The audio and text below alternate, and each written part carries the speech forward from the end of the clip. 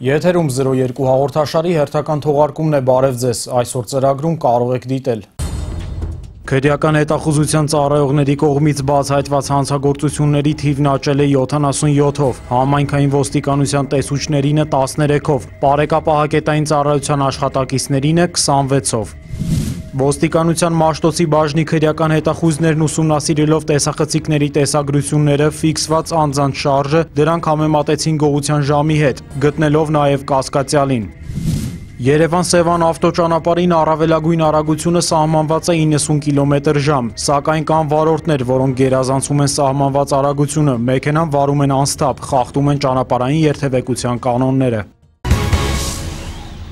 Ոստիկանության Երևան քաղաքի վարչության ստորաբաժանումների 2015 թվականի առաջին կիսամյակի օպերատիվ ծառայողական գործունեության ամփոփման խորհրդակցությունը վարում էր վարչության պետ ոստիկանության գեներալ-մայոր Աշոտ Կարապետյանը։ Վարչության անձնակազմն աշխատել է ծանրաբեռնված, իրեն վերապահված խնդիրների պատշաճ իրագործմամբ լիովին վերահսկելով օպերատիվ իրավիճակը։ Աշոտ Կարապետյանը նշեց, որ ձեռքբերումների, դրական ցուցանիշների կողքին եղել են նաև թերություններ ու բացթողումներ, որոնք անհրաժեշտ է վերացնել։ Աշխատանքը գնահատելու լավագույն միջոցը համեմատությունն է։ 2015 թվականի առաջին կիսամյակի ընթացքում Երևանում գրանցվել է 4080 հանցագործության դեպք, 109-ով ավելի, քան նախորդ տարվա նույն ժամանակահատվածում։ Սա պայմանավորված է սեփականության, անձի և տնտեսական գործունեության դեմ ուղղված հանցագործությունների աճով։ Տնտեսական գործունեության դեմ ուղղված հանցագործություններն աճել են 54-ով, ընդ որում կեղծ փողեր, արժեթղթեր պատրաստելու, պահելու և իրացնելու փաստերն աճել են 111-ով, փոխարենը ծանր հանցագործությունների դեպքերը նվազել են 193-ով։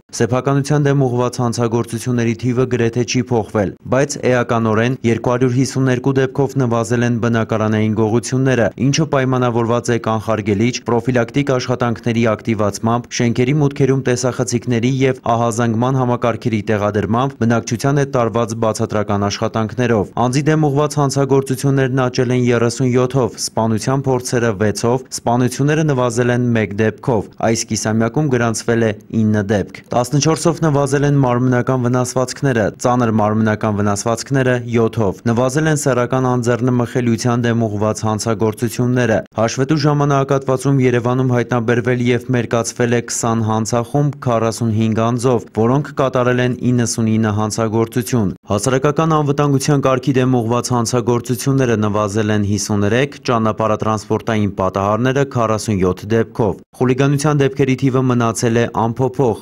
65։ Զենքի ապօրինի շրջանառության ուղղությամբ պարբերաբար անցկացվել են օպերատիվ կանխարգելիչ միջոցառումներ, որոնցում ընդգրկվել են ոստիկանության Երևան քաղաքի վարչության բոլոր ստորաբաժանումների ծառայողները։ Օպերատիվ հետախուզական և կանխարգելիչ միջոցառումների շնորհիվ առգրավվել կամ հանձնվել է բնակչության մոտ ապօրինաբար պահվող 128 միավոր հրազեն, այդ թվում 22 ինքնաձիգ, 37 հրացան, 56 ատրճանակ, 3 նռնականետ, 111 նռնակ, 14 արկուական, տարբեր տրամաչափի շուրջ 21000 փամփուշտ։ Գրանցվել է թմրամոլության դեմ պայքարի ցուցանիշների նվազում, ընդ որում հայտնաբերված թմրանյութերի ապօրինի շրջանառության դեպքերը նվազել են 28-ով, իրացման փաստերը 35-ով։ Հայտնաբերված 129 դեպքից 51-ը դեռևս չեն բացահայտվել։ Նախկինում կատարված կասեցված հանցագործություններից բացահայտվել է 159 դեպք։ Քրեական հետախուզության ծառայողների կողմից բացահայտված հանցագործությունների թիվն աճել է 77-ով, համայնքային ոստիկանության տեսուչներինը 13-ով, բարեկապահակետային ծառայության աշխատակիցներինը 26-ով, իսկ համագործակցող անձանց օգնությամբ բացահայտված հանցագործություններն աճել են 41-ով։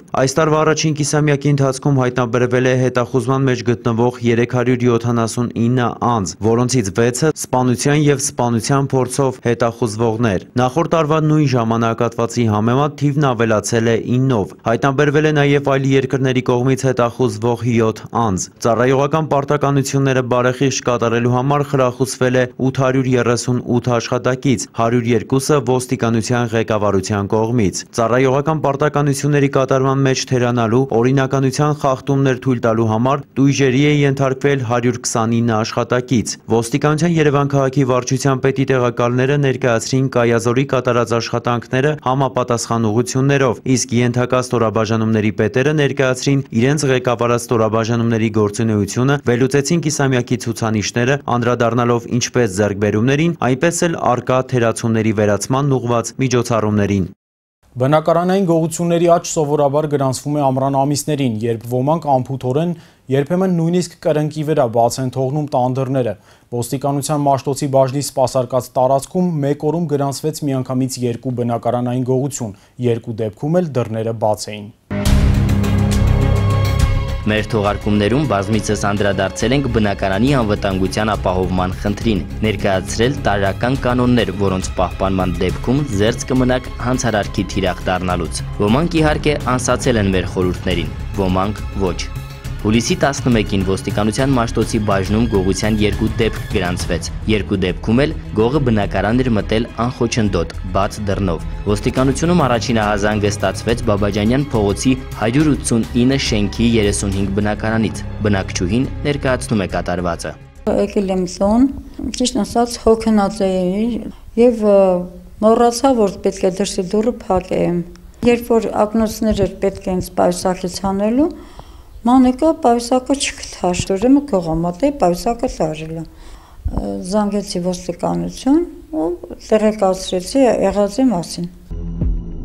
Շենք այցելած ոստիկաններն ուսումնասիրեցին կասկածյալի շարժման հետագիծը։ Ամենայն հավանականությամբ նա վերելակ էր նստել 3-րդ հարկից, շուտով կիմանանք ինչու, եւ բարձրացել 14-րդ հարկ։ Վերևից բնակարանների դռները ստուգելով իջել էր, բաց դռան հանդիպել էր 9-րդ հարկում, աննկատ մտել եւ ննջարանից գողացել թոշակառու կնոջ պայուսակը։ Խոսենք 3-րդ հարկից վերելակ նստելու մասին։ Բանն այն է, որ շքամուտքում տեսախցիկներ կան։ Նկարահանվելուց խուսափելու համար կասկածյալը շրջանցել է դրանք, չիմանալով, որ վերելակում եւս տեսախցիկ է տեղադրված։ Տան դուռը բաց թողնելն էլ տուժողը պատճառաբանեց տեսախցիկների առատությամբ, բայց փորձը ցույց է տալիս, որ պետք չէ հույսները դնել տեսագրող սարքերի վրա, այլ պահպանել անվտանգության տարրական կանոնները։ Անցնենք առաջ։ Ոստիկանությունում հաջորդ ահազանգը ստացվեց Արզումանյան փողոցի 28 շենքից, դարձյալ բաց դռնից մտել էին բնակարան եւ գողացել պայուսակ, բջջային հեռախոս ու համակարգիչ։ Ոստիկանության Մաշտոցի բաժնի քրեական հետախույզներն ուսումնասիրելով տեսախցիկների տեսագրությունները, ֆիքսված անձանց շարժը, դրանք համեմատեցին գողության ժամի հետ, գտնելով նաեւ կասկածյալին։ Ձեր էկրաններին պատկերված անձի մասին տեղեկություն ունեցողներին խնդրում ենք դիմել Ոստիկանության Մաշտոցի կամ մոտակա բաժին կամ զանգահարել 010 340202 102 հեռախոսահամարներով։ Տեղեկություն հաղորդող անձի գաղտնիությունը երաշխավորվում է։ Այս տարի հայ ոստիկաններին հաջողվել է բացահայտել դրամանենգության մի քանի դեպք։ Տնտեսությանն անմիջական սպառնալիք հանդիսացող այս հանցատեսակը, եթե չասենք, որ բացահայտման առումով ամենաբարդն է, գոնե դրանցից մեկն է։ Մեր թեմատիկ էջը։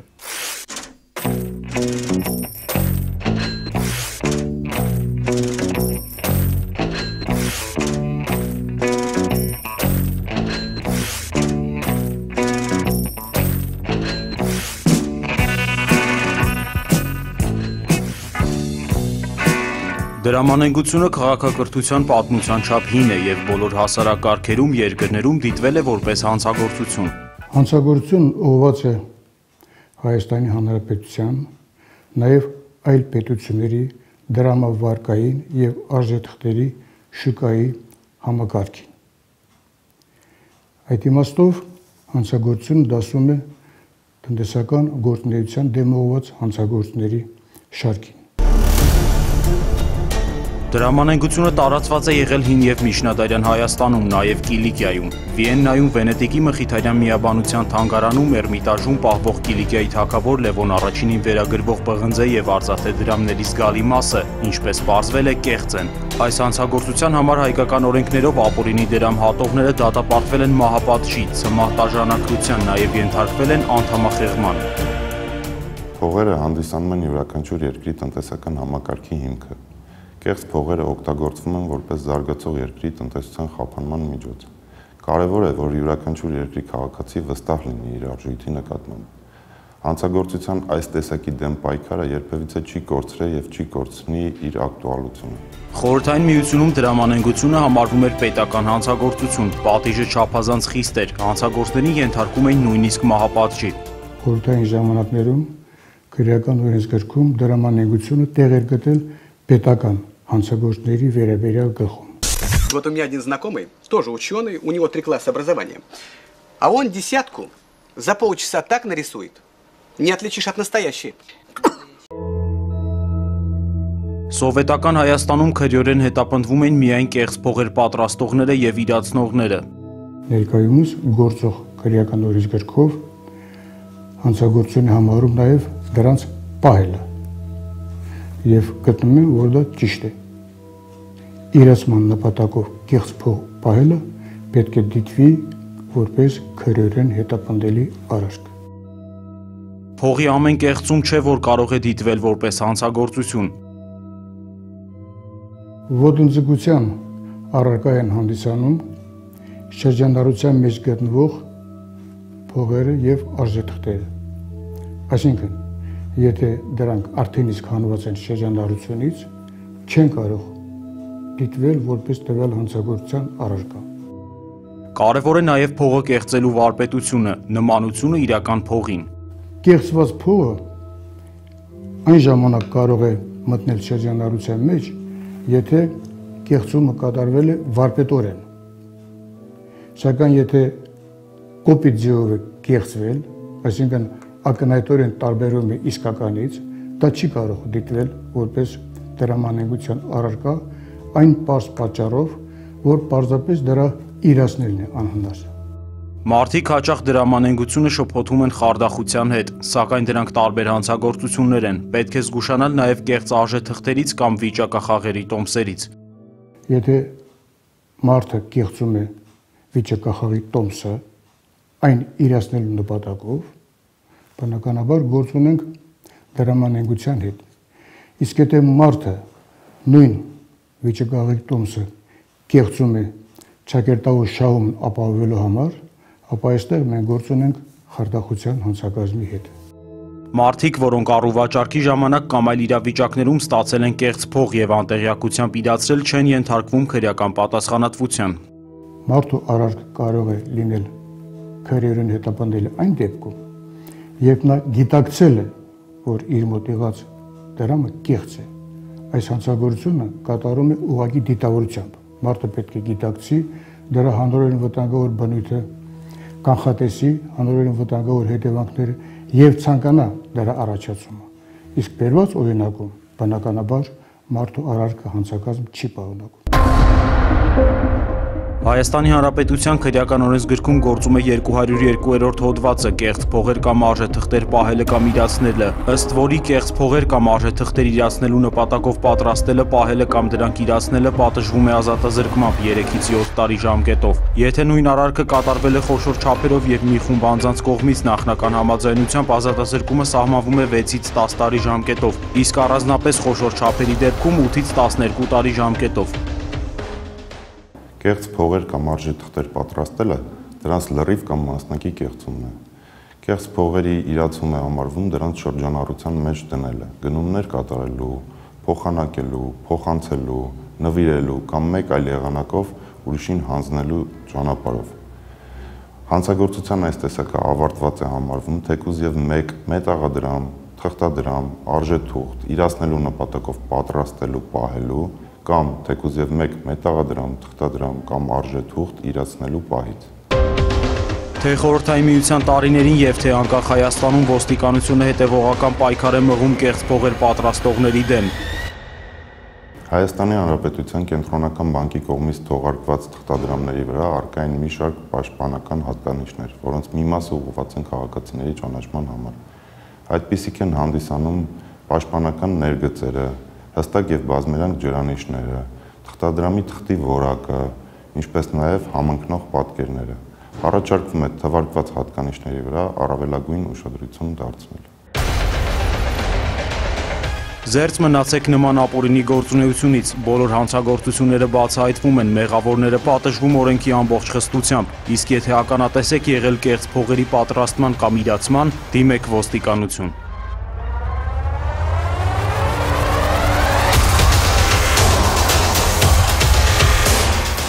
Աշխատանքային լարված ամիսներից հետո բոլորն էլ ուզում են հանգստանալ, փոխել մթնոլորտը, անհոգ ու թեթև անցկացնել մի քանի օր։ Հենց այդ օրերին ավելանում է ոստիկանության ծառայողների աշխատանքի ծանրաբեռնվածությունը, հատկապես հանրապետության հանգստի գոտիներում եւ ճանապարհներին։ Սկսվել է ամառային հանգստի թեժ շրջանը։ Հոսքը դեպի Սևանալիճ եւ հանգստի գոտիներ գնալով ավելանում է, իսկ շաբաթ եւ կիրակի օրերին հանգստի մեկնողների թիվը դառնում է ռեկորդային։ Սա նշանակում է, որ ոստիկանությունը անցնում է ուժեղացված ծառայության մայրաքաղաքից մինչև հանգստի գոտիներ։ Առավոտյան սկսվում է մեքենաների հոսքը, ճանապարհային ոստիկանությունը աչալուրջ հետևում, ուղեկցում, նաև զգուշացնում ու վարչական պատասխանատվության է ենթարկում օրինախախտ վարորդներին։ Երևան-Սևան ավտոճանապարհին առավելագույն արագությունը սահմանված է 90 կմ/ժ, սակայն կան վարորդներ, որոնք գերազանցում են սահմանված արագությունը, մեքենան վարում են անսթափ, խախտում են ճանապարհային երթևեկության կանոնները, ճանապարհային ոստիկանությունը նրանց նկատմամբ խիստ է տրամադրված։ Արդեն հանգստի գոտիներում ոստիկանությունը ծառայություն է իրականացնում ափամերձ հատվածներում, այստեղ յուրաքանչյուր անցուդարձ ոստիկանների տեսադաշտում է, նրանց խնդիրն է ապահովել քաղաքացիների անվտանգությունը։ Ամառային սեզոնի ընթացքում ամենօրյա ծառայություն է կատարվում Առաքնի հանգստյան գոտիների տարածքում հովեկների պատշաճ հանգիստը կազմակերպելու նպատակով։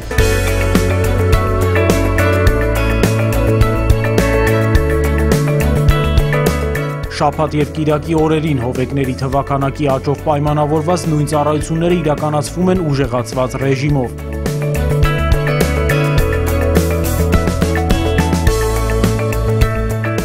Ոստիկանությունը ապահովում է քաղաքացիների անվտանգությունը նաև ջրում։ Այս ծառայությունը իրականացնում է ոստիկանության Գեղարքունիքի մարզային վարչության ջրային տրանսպորտի խումբը։ Հետևում են, որպեսզի քաղաքացիները չանցնեն լողանշանները, անսթափ վիճակում ջրային տեխնիկական միջոցներ չվարեն, իսկ եթե կան այդպիսիք, հայտնաբերեն եւ դուրս բերեն լճից։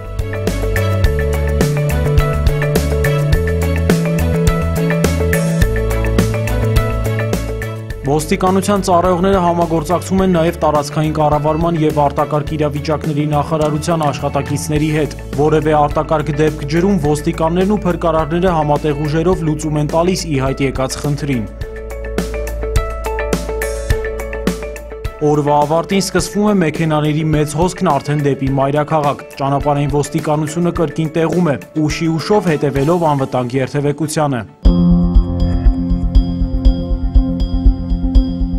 Ոստիկանության աշխատանքը լավագույնս ներկայացնում են թվային տվյալները։ Մինչ օրս ոստիկանության ուժեղացված ծառայության շնորհիվ հանգստյան օրերին Երևան-Սևան ավտոճանապարհին Սևանալճի հարակից հանգստյան գոտիներում բացի թեթև գույքային վնասով մի քանի պատահարից մահվան ելքով եւ ծանր մարմնական վնասվածքներով ոչ մի պատահար չի արձանագրվել։ Ոստիկանությունը եւս մեկ անգամ զգուշացնում է. եղեք ուշադիր, պահպանեք երթևեկության եւ անվտանգության կանոնները։ Մաղթում ենք ձեզ հաճելի հանգիստ։ Մեր հաղորդումն ավարտվեց, կհանդիպենք հաջորդ շաբաթ, ցտեսություն։